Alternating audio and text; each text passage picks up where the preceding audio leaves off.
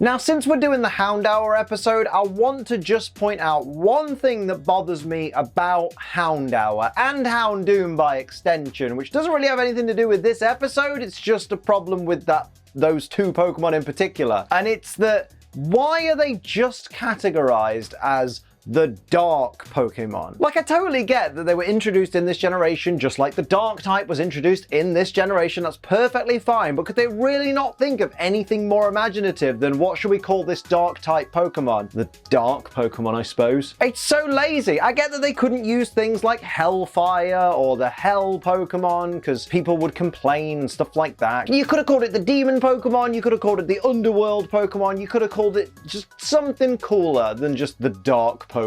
Now that we've picked apart Houndour's Pokedex classification, it's time to pick apart Houndour's episode. We begin today's episode with Ash and friends taking a lunch break, and for some reason, just in the middle of this forest they're in, there's a halved tree trunk set up as a table with 4 random tree stumps as chairs. The question is, who put them there? It's not like they're at a roadside cafe or a campsite, they're just in the middle of some random woods, so who would go to the effort to make a table like this in the middle of nowhere? I refuse to believe these 3 managed to craft it themselves, unless it came out of Brock's ridiculous backpack. Speaking of backpacks, when Ash realizes his is missing, Brock asks if there was anything valuable in it, and Ash says, my badges, my Pokeballs, and my Pokedex. All my important stuff's in my pockets, like always. Hang on, did this knobhead just say his gym badges and Pokedex weren't important? And when he says Pokeballs, I hope he didn't mean the ones his team are in. Imagine saying your teammates aren't important. That's not very protagonisty. Now, this isn't anything the show's done wrong, but shout-outs to me back before I'd heard Houndour said out loud and thought it was pronounced Houndour. The saddest part is, I think I was still pronouncing it that way less than 5 years ago. Meanwhile, Nurse Joy asks the ice cream man for 2 mint chocolate chip cones. Look at Nurse Joy out here with impeccable tasting ice cream. Mint choc chip goes hard, man. Either that or banana flavored ice cream, and now I'm just hungry. Mate, that is not mint choc chip. That's mint with chocolate sprinkles. And don't even try and tell me that's the same thing, because it ain't. No way, no how. Nurse Joy got shafted here, and not in a good way. Here's a direct quote from Team Rocket's James. "I've always found rods and reels and tackle to be quite alluring." Have you, James? Have you? You know what? I can't think of a single person who will be surprised to hear that. Team Rocket's James out here reminding everybody never to shy away from who you truly are. Go on, lad. Bloody hell, Joy, you ate that quick. Are you not worried about brain freeze? Maybe Nurse Joy doesn't get brain freeze because instead of a brain, she has a collective hive mind with all the other Nurse Joys. Maybe that's why they're all identical as well. Nurse Joy is Venom. Confirmed. Jesus Christ, Brock! Is your ear alright? How hard did Misty pull it when she dragged him away from Nurse Joy? I've heard of giving someone a cauliflower ear, but that's like an entire cabbage patch of an ear. Oh yeah, and before any bozos in the comments are like, "Wow, Misty with Jessie's hair is really awakening something in me." It shouldn't be, because she's 10. Well, actually, Liam, isn't Misty actually 11? It doesn't matter. She's still a child, for God's sake. Do you know what? Let's switch gears and talk about something positive and thank our wonderful Ace Trainer Ultra XL members, who are Bro Metapod, Andros LaFay, and Gear Overlord. Thank you so much for going the extra mile to support this channel. I really do appreciate it so much.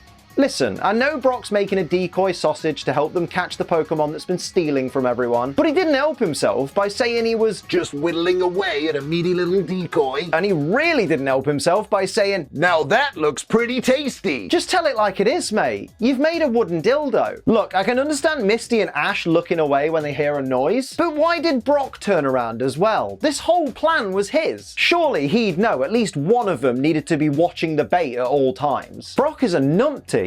Pass it on. Wait a tick. Where the hell did Ash get his Pokedex from? He said earlier it was one of the valuables in his backpack, along with his gym badges and Pokeballs. His backpack, which he still hasn't got back yet. This motherfucker just manifested his Pokedex out of thin air. Ash Ketchum is a wizard. Pass it on. I'm a what? Direct quote from Brock about the Houndour. Their footprints aren't as scary as they are. Well, of course not, mate. They're footprints. Houndour are living things with teeth. When was the last time a footprint bit your face off? Oh wow, the leader of the Houndour reveals itself on a cliff edge with the moon behind it and has a scar above its eye. We get it, mate. You're edgy. Ash sends out Cyndaquil. Oh. So you're just a straight up liar then. No, hear me out. Let's just rewind back to the start. When Brock asked Ash if there were any valuables in his backpack, Ash replied, my badges, my Pokeballs, and my Pokedex. but clearly they weren't in your backpack because you've since checked your Pokedex and sent out your Pokemon and your backpack is still nowhere to be found. I'm just waiting for him to whip his badges out now. Well, actually, Liam, maybe Ash meant that his badges, his Pokedex, and his Pokeballs were the important things that he keeps in his pockets. Nope, that's not how he answered Brock, is it? Go back and listen to it. Brock asks if he has anything valuable in his backpack, and he lists his badges, his dex, and his Pokeballs. He 100% lied to Brock. Confirmed. He was probably after another portion of dinner out of pity or something. Ash also sends out Chikorita, who is weak to fire-type moves. Now, I was gonna say this was a dumb idea, but then Chikorita started rubbing up against Ash's face because it has a crush on him, and suddenly I don't mind so much if it gets torched. Misty goes to send out Staryu, and Psyduck comes out instead. And instead of just throwing Staryu's Pokeball anyway, which she's already holding, Misty just stands there with her head in her hands. Mate, just send out Staryu anyway, even if Psyduck's already out. Ash has 3 Pokemon out at the same time right now. I'm sure nobody will mind you having 2 out. Also, let's appreciate Brock and Misty actually sending out Pokemon at the beginning of a confrontation at the same time as Ash. Brock and Misty pulling their weight? That never happens. Ash says at least the Houndour don't outnumber them anymore because it's 5 on 5. I mean, it could be 6 on 5 if Misty had just stopped being a tit and send out Staryu. And technically, since the leader of the Houndour doesn't actually get involved in this part of the fight, it's really 5 on 4. Brock gets his Onix to use Tackle Attack, because apparently using a super effective same type attack bonus rock type move just wasn't an option. You know, for a gym leader, Brock kind of sucks in battle, doesn't he? Maybe it's not such a good thing when he tries to get involved. The lead Houndour jumps down from its perch and the other 4 back off, and Brock says it looks like the leader wants to have a one-on-one battle with Ash. But why though? If it doesn't see Misty or Brock as worthy opponents for itself, why doesn't it just have the other 4 Houndour continue to attack them? That'd keep everybody out the way too, so you could have your proper one-on-one battle with Ash. So I'm starting to think this leader might be a numpty. The lead Houndour uses Leer Attack on Pikachu, and Ash tells Pikachu to use Leer Attack right back. A move that Pikachu absolutely cannot learn. So whilst we ponder which attack Pikachu had to forget to learn Leer, was it Thunder Shock, Thunderbolt, Quick Attack, or Thunder? Let's have a look at the tally real quick, because Ash is a hacker. Confirmed. Well, we can't rule out Quick Attack because that's what Ash told Pikachu to use next. And to be honest, it's a good thing he's kept that because it's really about time he got rid of one of Pikachu's electric attacks. And on the topic of electric attacks, Electric Strike might not be a Pokemon move, but it is one of the wonderful flavors of G Fuel. Yes, indeed, Electric Strike is a wonderful blend of watermelon lemonade. It's so tasty. It's inspired by Mortal Kombat. I don't know how Mortal Kombat relates to those flavors, but what I do know is that this tastes absolutely amazing. It's combining 2 of my favorite G Fuels into one, watermelon and lemonade. It's so bloody good. And even better, it's 30% off right now if you use code ACE, so you could save even more money.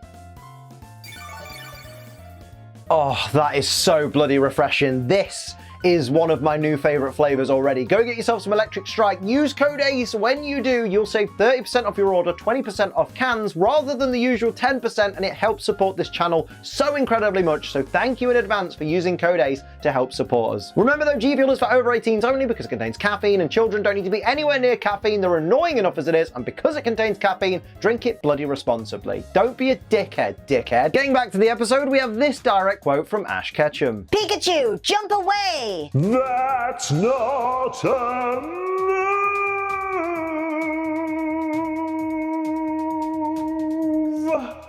Ash tells Pikachu to use Thunder Attack. Are you guys keeping score at home? That's Leer, which he shouldn't know, Quick Attack, and Thunder. That's 1 move slot left, Ash, and I hope you've used it wisely. Mate, why would this Golem even be phased by Houndour's Flamethrower? It's a rock type. It resists fire. As Ash and friends watch on, they realize that the Houndour stole his backpack with their bread in and stole Nurse Joy's ham to help feed their injured friend. Probably should have stolen some medicine too, to be honest. Like, they stole from Nurse Joy, although kind of by proxy through Team Rocket, but they were basically at a Pokemon Center. It's always the case though, isn't it? You go into town for something really important and pick up everything but the thing you originally went for. As the Golem, who isn't even fazed by Houndour's flamethrower, just like I was just saying it shouldn't be, goes in to attack Houndour again, Ash jumps in front of Golem and helps Houndour get out of the way. Ash mate, you realize you have your Pokemon, right? You could have sent in Chikorita to use Razor Leaf and absolutely ruin that Golem. Ash mate, use your noodle. Ash tells Chikorita to use Razor Leaf and absolutely ruins that Golem, just like I was just saying he should. Mate, why is Ash Ketchum like one step behind with everything he does in this episode? Answers on a postcard. The Golem manages to survive Chikorita's Razor Leaf with just enough energy to sprint away like a little bitch. I guess this Golem was sturdy? Brock takes a look at the injured Houndour and says he needs to clean the wound because it looks infected. And then he busts out some super potion for a change. It's nice to see this lot actually carrying some of the in-game medicinal items because they never seem to have them half the time. Maybe this is the reminder they need to make sure they actually stock up. After a weird janky zoom in, no seriously, go back and watch it, it's weird because it's not the kind of camera movement they tend to do in this particular anime. Brock says Houndour's burning up with a fever and they need to get it to a Pokemon Center. It's burning up with a fever, but how can you tell? It is a fire type Pokemon after all. Aren't they always going to be a bit hot to the touch? Ash explains to the lead Houndour that he needs to take the injured one to the Pokemon Center and asks it to trust him. When Ash lifts the injured Houndour onto his back, Brock says he can't just carry it all the way to the Pokemon Center. And to be honest, I'm with Brock. That is a long way to carry a 24-pound hot dog to. I mean, there is a more efficient way you could transport it. You could, I don't know, catch it in a Pokeball while it's weak. I'm just saying, it's in Houndour's best interest for Ash to get it to the Pokemon Center as quickly and as safely as possible. This method solves that problem and nets Ash a new teammate. It's win-win. To be fair, James kind of earned this one. Who sends a victory bell out against 5 Houndour? Like, that's just asking for trouble. Or don't say it. And make it double.